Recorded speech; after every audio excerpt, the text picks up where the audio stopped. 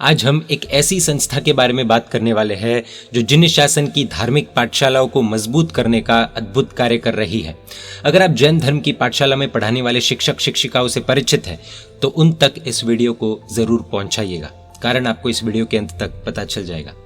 जब भी हम धर्म के मार्ग से दूर जाते हैं तब गुरु भगवंत हमें समझाकर धर्म में स्थिर करते हैं, लेकिन गुरु भगवंतों के साथ, साधु साध्वी जी भगवंतों के साथ हमारा मिलना, उठना, बैठना, बातें करना डेली बेसिस पर नहीं होता। ये पॉसिबल नहीं होता क्योंकि जैन साधु साध्वी जी भगवंतों को एक जगह से दूसरी जगह विहार करते रहना पड़ता है। ऐसे में वो कौन है जो हमें धर्म में जोड़े रखने का काम करते हैं?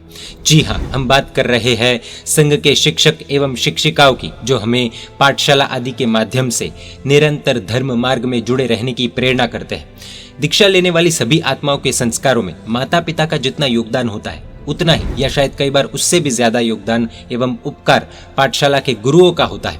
और ऐसे सभी गुरुजी निरंतर इसी कार्य में जुड़कर सभी को शासन के प्रति श्रद्धावान करें, इसी उद्देश्य से विक्रम संवत 2040 आसोज सुदी छठ के दिन पूज्य आचार्य भगवंत श्रीमद विजय भक्ति सुरेश्वर जी महाराज साहब के समुदाय के परम पूज्य आचार्य भगवंत लब्धि सुरेश्वर जी महाराज साहब की निशा में और विद्वान पंडित वर्यों की उपस्थिति में जैन धर्म तत्वज्ञान प्रचारक परिषद नामक संस्था की स्थापना ईरानवाड़ी जैन संघ कांदीवली मुंबई में हुई।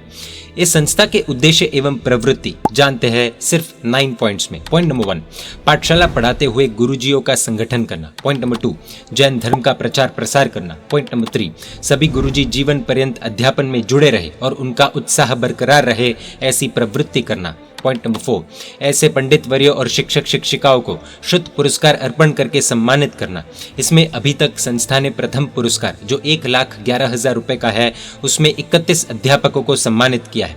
द्वितीय पुरस्कार 36,000 का है, उसमें 103 और तृतीय पुरस्कार 18,000 है, उसमें 243 शिक्षक शिक्षिकाओं को सम्मानित किया गया। पॉइंट नंबर 5, ये संस्था जिन पंडित वर्यों को आगे अभ्यास करना हो उनको पढ़ाने हेतु सभी व्यवस्था भी प्रदान करती है। पॉइंट नंबर 6, जो शिक्षक शिक्षिका की पाठशाला की मासिक वेतन कम है उन्हें प्रोत्साहन के रूप में आर्थिक सहयोग प्रदान करते हैं। पॉइंट नंबर 7, इस संस्था ने साल 2008 में 54 अध्यापकों को LIC बीमा भी लेकर दिया था, जिसमें से अभी तक 15 अध्यापक लाभान्वित हुए हैं।